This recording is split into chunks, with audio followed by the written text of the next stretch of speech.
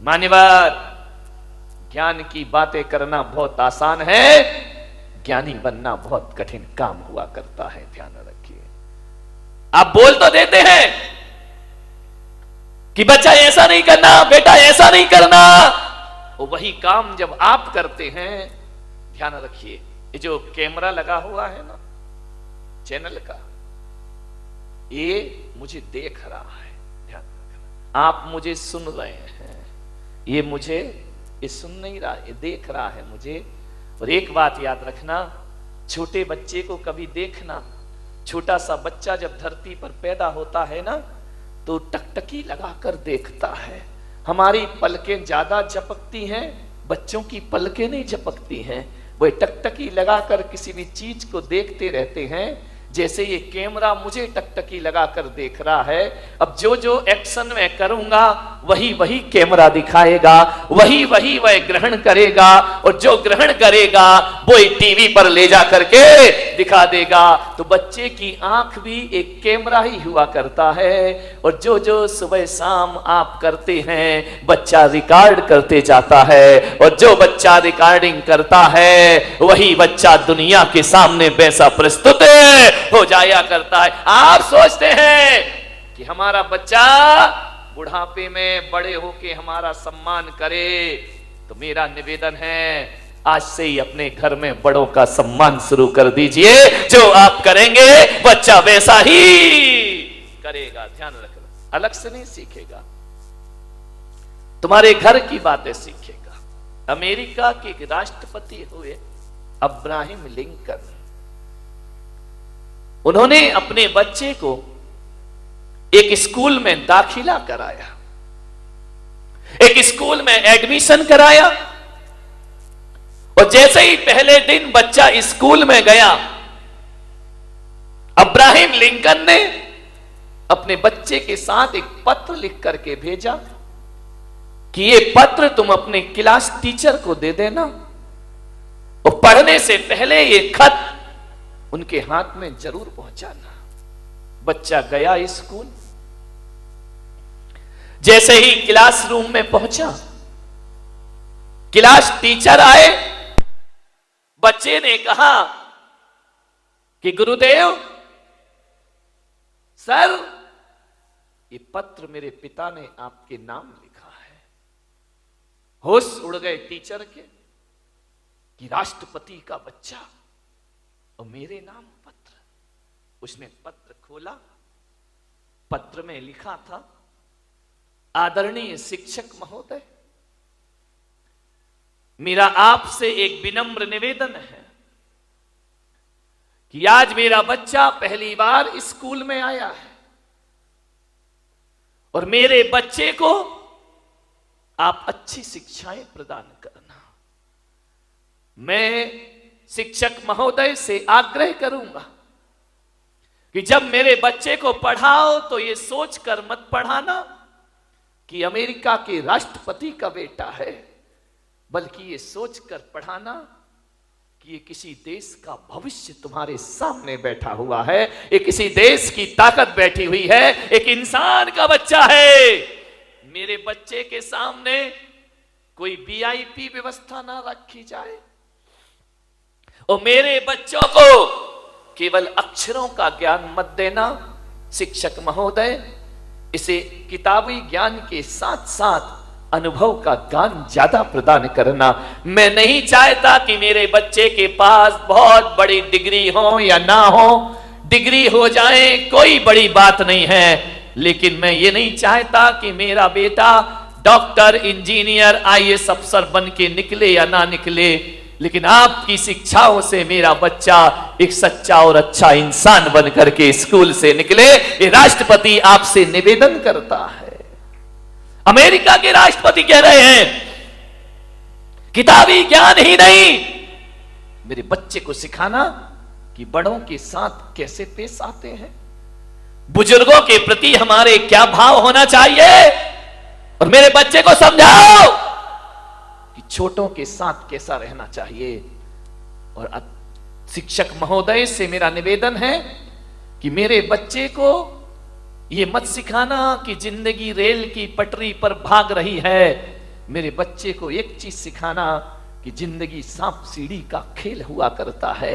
उसे समझाओ कि जिंदगी में ऐसे भी लोग मिलेंगे जो सीढ़ियों का सहारा देकर तुम्हें ऊपर चढ़ाएंगे, और जिंदगी में ऐसे भी लोग मिलेंगे जो अपने बनकर सांप के समान डसेंगे और जिंदगी को नीचे ला करके पटक देंगे। जिंदगी एक सांप सीढ़ी का खेल है। यहां चढ़ाने वाले भी मिलते हैं और यहां उतारने वाले भी प्राप्त हुआ करते हैं। मेरे बच्चे को समझाना कि जिंदगी में उतार चढ़ाव आएंगे, सीढ़ी भी मिलेगी और सांप भी मिलेगा, लेकिन मेरे बच्चे को ये संस्कार देना कि जब जिंदगी सीढ़ियों पर ऊपर चढ़ी जाए तो अहंकार में फूलना मत, और जब कोई सांप डस ले तो निराशा में जिंदगी को बर्बाद करना मत। ध्यान रखिए। उस शिक्षक के लिए राष्ट्रपति ने निवेदन किया, मान्यवर आपका बच्चा स्कूल जाता है, क्या माँ बाप होने के नाते आपने क्लास टीचर को यह बोला है कि मेरे बच्चे को अच्छा इंसान बनाना? नहीं बोला ना। क्लास टीचर यदि मार दे तो तुम लड़ने को तैयार हो जाते हो, तुम उसके खिलाफ केस करने को तैयार हो जाते हो। और हमारा एक जमाना था, यदि स्कूल में मार पड़ती थी तो घर में आके डबल मार पड़ा करती थी कि शिक्षक ने यदि तुझे मारा है तो जरूर तूने कुछ गलतियां की होंगी। हमें कभी प्रोत्साहन नहीं मिला करता था, हमें कभी नहीं कहा जाता था कि टीचर ने मारा है तो चलो हम उससे बात करेंगे। उन्होंने कहा तुमने गलत काम किया होगा इसलिए गुरु ने तुम्हारी पिटाई की। और जब हम रोते रोते घर आ जाते थे तो हमारे माता पिता कहते थे कोई बात नहीं है, गुरु ने मारा है ना, अरे मार पड़ेगी धम धम और विद्या आएगी छम छम। ध्यान रखिए बेटे, ये गुरु का डंडा नहीं है, ये तेरी बुराइयों पर किया गया प्रहार हुआ करता है। कहां गए वो संस्कार, कहां गई वो शिक्षाएं? विचार करिए। मैं ये नहीं कह रहा हूं कि स्कूलों में बच्चों को नाजायज मारना चाहिए, मैं इसके भी खिलाफ हूं मेरे भाई, ध्यान रखिए। लेकिन मैं आपसे निवेदन करता हूं, शिष्य और सीसी में जब तक डांट नहीं लगेगी, सीसी में डांट, ढक्कन, ढक्कन को डांट कहा जाता है, सीसी में भी डांट होना चाहिए और शिष्य में भी डांट होना चाहिए। शिष्य और सीसी में डांट नहीं लगेगा तो सीसी भी डूबेगी और शिष्य भी डूब जाएगा। ध्यान रखिए। मान्यवर निवेदन करिए, क्या आपने कभी स्कूल में जाकर क्लास टीचर से कहा है? आज हर मां बाप को ये चिंता है कि मेरा बेटा एमबीए कर ले, मेरा बेटा डॉक्टर बन जाए, मेरा बेटा अच्छा वकील बन जाए, मेरा बेटा अच्छा बिजनेसमैन बन जाए। कोई मां बाप भी नहीं सोचता है कि मेरा बेटा सच्चा और अच्छा इंसान बन जाए। ध्यान रखिए, मैं आपसे कहता हूं एक सच्चा और अच्छा इंसान 100 इंजीनियर और डॉक्टर से बढ़ करके हुआ करता है। ध्यान रखिए, यदि गलत आदमी डॉक्टर बन गया तो याद रखना वो कभी देश को, समाज की भलाई नहीं कर सकता है। गलत आदमी इंजीनियर बन गया, गलत आदमी व्यापारी बन गया, देश, समाज और परिवार को बर्बाद ही करेगा वो। ध्यान रखिए। आपसे निवेदन है, थोड़ी चिंता कर लिया करो कि मेरा बेटा अच्छा इंसान बने। आज मां बाप को वो चिंता नहीं है, लेकिन हम संतों को चिंता है। इसलिए ज्ञान गंगा महोत्सव में मैंने कहा था ना, मैं तुम्हें भगवान बनाने के लिए नहीं बुलाऊंगा, एक सच्चा और अच्छा इंसान बनाने के लिए तुम्हें यहां बुलाने का मैं प्रयास करूंगा। क्योंकि सच्चा और अच्छा इंसान भविष्य का भगवान हुआ करता है मेरे भाई। जो इंसान नहीं बन पाया वो भगवान क्या बनेगा? दुनिया से भागते फिरते हो, भगवान को तुम क्या पाओगे? ध्यान रखिए। मान्यवर विचार करिए, अच्छा इंसान की जरूरत है इस देश को, अच्छे आदमी की जरूरत है इस देश को। तुम्हारे परिवार की खुशहाली के लिए अच्छे बेटे की जरूरत है। ध्यान रखिए, पूत कपूत तो का धन संचय, पूत सपूत तो का धन संचय। यदि पूत कपूत निकल गया तो सारी दौलत को बर्बाद करके रख देगा, और पूत यदि सपूत निकल गया, 1 रुपया भी ना दो तो भी लाखों की दौलत कमाकर अपने पिता को दिखा देगा। किसके लिए सोचते हो? अच्छा व्यक्ति बनाइए, मान्यवर, शिक्षकों के भरोसे जिंदगी मत काटना। ये वेतन भोगी हैं, इन्हें केवल मार्कशीट पकड़ाना है। इन्हें इससे कोई मतलब नहीं कि तुम्हारा बच्चा कैसा है, क्या करता है। वो तो कहेंगे रिजल्ट अच्छा आना चाहिए, बाकी तुम्हारा जो व्यवहार है वो तुम जानो। इस ध्यान रखना, अक्षरों का ज्ञान देना स्कूल के टीचर का काम है, और अनुभव का ज्ञान देना मां बाप का काम हुआ करता है। वो आपका दायित्व हुआ करता है। आप विचार करिए, गौर करिए अपने बच्चे पर, छोटी छोटी हरकतों पर ध्यान दीजिए। आपकी एक साधना है, आपकी बहुत बड़ी जिम्मेदारी है। आप समझदार प्राणी हैं, जानवर ना समझ प्राणी है। ध्यान रखना, जन्म देना ही कोई बहुत बड़ी प्रक्रिया नहीं है, जीवन देना उससे बड़ी प्रक्रिया होती है।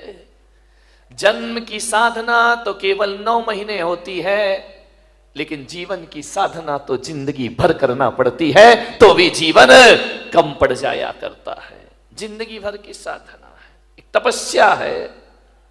मान्यवर, बच्चों को लाड़ प्यार ही नहीं, संस्कार भी दो। आपके पास पैसा है, आपके पास दौलत है, आपके पास रुपया है, बच्चा कहता है मोबाइल चाहिए, आप मोबाइल दे देते हैं। बच्चा कहता है लैपटॉप चाहिए, आप लैपटॉप दे देते हैं। दीजिए, मेरा कोई विरोध नहीं है। बच्चा कहता है गाड़ी चाहिए, बच्चा कहता है मोटरसाइकिल चाहिए, आप मोटरसाइकिल दिला देते हैं। और बच्चा कहता है कि कार चाहिए, आप कार दिला देते हैं। लेकिन मैं पुलक सागर तुम्हारे बच्चों को ना तो मोबाइल दे सकता हूं, ना तुम्हारे बच्चों को मैं लैपटॉप दे सकता हूं, ना तुम्हारे बच्चों को मोटरसाइकिल दे सकता हूं, ना मैं तुम्हारे बच्चों को महंगी महंगी कार दे सकता हूं। लेकिन पुलक सागर के इस यहाँ पर आएंगे, पुलक सागर के दरबार में आएंगे, तो ध्यान रखना, एक कार मैंने भी रखी है अपने पास, और वह एक कार है जो मैं सारे देश को दिया करता हूं। आज तुम्हारा बच्चा रूठे कार के लिए, तो एक बार उसे मेरे पास लेकर के आना, मैं उसे कार दिलाऊंगा। ध्यान रखना, मेरे पास अल्ट्रो तो नहीं है, मर्सिडीज नहीं है, वैगनआर नहीं है। मेरे पास यदि कोई कार है तो एक कार है जिसकी हर घर को आवश्यकता है, और पुलक सागर के पास कोई कार है तो वह संस्कारों की कार है। संस्कार की कार पकड़ा दी जाए तो जिंदगी अपने आप समझ। संस्कार की कार बांटा करता हूं, संस्कार की कार में बैठो तो जीवन को आनंद में परिवर्तित कर दीजिए। मान्यवर, सोचना है, बच्चों का जीवन बनाने से पहले हमें अपना जीवन बनाना जरूरी है। बच्चे दर्पण हैं, जो हम करते हैं वो बच्चों को दिखाई देता है, और जो दिखता है बच्चा वही सीखता है। एक बात ध्यान रखना, 21वीं सदी है, ज्यादा औलाद को सिखाने की कोशिश मत करना। तुम कुछ सिखाओगे उससे पहले वो तुम्हें सिखा के रख देगा। समझो, इस औलाद से सबके मुंह लग जाना, बच्चों के मुंह कभी मत लगना। बड़े होशियार होते हैं ये बच्चे, बड़े होशियार होते हैं। आज के युग में 21वीं सदी में मूर्ख बच्चों का पैदा होना बंद हो गया है। अब बुद्धू औलाद पैदा नहीं हुआ करती है, अब तो बहुत समझदार औलाद पैदा हुआ करती है, बड़ी पढ़ी लिखी औलाद पैदा हो रही है। जो तुम्हें नहीं आता वो बच्चों को आ जाता है। हो सकता है कि आपको पूरा मोबाइल चलाना भी नहीं आता हो, और आपकी औलाद खटखट मोबाइल चला करके दिखा दे, आपसे कह देगी पापा तुमको तो कुछ आता ही नहीं। बच्चे बड़े होशियार हैं, बच्चों को ज्यादा सिखाने की गलतियां मत करना, नहीं तो बड़ी दिक्कत हो जाएगी। एक निवेदन है मेरा, ये बच्चों को सिखाओगे तो बिल्कुल नहीं सीखेंगे, सिखाने से नहीं सीखेंगे। एक पति पत्नी मेरे चरणों में आए, छोटा सा बच्चा था, बच्चों ने कहा बेटा महाराज के पैर पढ़ो, महाराज को नमस्कार करो, महाराज को नमोस्तु करो। बच्चा करने को तैयार नहीं, वो तो अकड़ के खड़ा। अरे बोले बेटा नमोस्तु, बोले नहीं करूंगा। अरे मैंने कहा गागा जब है भाई, 3-4 साल का बच्चा वो माँ बाप का कहना मानने को तैयार नहीं। बोले बेटा ऐसा नहीं है, गलत बात, बहुत गंदी बात है, महाराज है इनको प्रणाम करिए, इनको नमस्कार करिए। बोले नहीं करूंगा नमस्कार। अरे तो बच्चे माँ बाप बड़े शर्मिंदा हुए कि यार महाराज हम करें क्या, ये झुक ही नहीं रहा है। मैंने कहा ऐसे नहीं झुकेगा, ये 21वीं सदी का औलाद है, ऐसे झुकने वाला नहीं है, तुम्हारा तरीका गलत है, बच्चा तो अभी झुक जाएगा। तो बोले कैसे झुक जाएगा बच्चा। मैंने कहा बच्चे के उसने क्या किया, उसकी माँ ने बच्चे की गर्दन पकड़ी और जबरदस्ती मेरे पैरों पे रख दी। बच्चा गर्दन उठाए जा रहा है, माँ बाप गर्दन दबाए जा रहे हैं। मैंने कहा रुको, बहुत गलत तरीका, ऐसे बच्चा प्रणाम नहीं करेगा। छोटा सा था, 3 साल का होगा, 4 साल का। मैंने माँ बाप से कहा बच्चे की गर्दन छोड़ो, बच्चे की गर्दन से हाथ हटाओ। माँ बाप ने हाथ हटाया। मैंने कहा तुम दोनों हाथ जोड़ो। माँ बाप ने हाथ जोड़े। बच्चा छोटा सा था, उसने ऊपर देखा, मम्मी पापा हाथ जोड़ रहे, बच्चे ने भी हाथ जोड़ लिए। मैंने कहा अब तुम प्रणाम करो, नमस्कार करो। जैसे ही उन्होंने धोख लगाई, बच्चा भी लेट करके प्रणाम करने लगा। मैंने कहा ध्यान रखना, 21वीं सदी है, ये सिखाने से नहीं सीखेगी, ये दिखाने से सीखा करती है। जो आप दिखाएंगे बच्चा वैसा सीख जा। ध्यान रखना है, बच्चों का पालन पोषण करना, उन्हें संस्कार देना, आपको जिंदगी भर तपस्या करना पड़ेगी। बच्चों की परवरिश करो। कैसे करना है उनकी परवरिश? सिखाने से नहीं, दिखाने से। जो आप दिखाएंगे बच्चा वही करेगा। 2 बच्चे लड़ रहे थे, मैंने बुलाया, मैंने कहा बच्चे लड़ते क्यों हो? बोले किसने कहा हम लड़ रहे थे? अरे मैंने कहा यार तू उसको मार रहा था, गाल में चांटे लगा रहा था। बोले हम लड़ थोड़ी रहे थे। तो मैंने कहा ये क्या कर रहे थे? कोई ड्रामा कर रहे थे, क्या कर रहे थे? कोई प्रैक्टिस कर रहे थे? बोले नहीं महाराज हम ना लड़ रहे थे ना कोई ड्रामा कर रहे थे। तो मैंने कहा क्या हो रहा था? तुम मार तो रहे थे उसके गाल में। बोले मैं मार नहीं रहा था महाराज, हम दोनों बच्चे तो मम्मी पापा का खेल खेल रहे थे। अब विचार करिए। मैंने कहा मम्मी पापा ऐसे होते हैं? बोले हाँ ऐसे तो मम्मी को मारते हैं, वही खेल हम यहाँ पर। ध्यान रखना, जो तुम करोगे बच्चा वही सीखेगा। ध्यान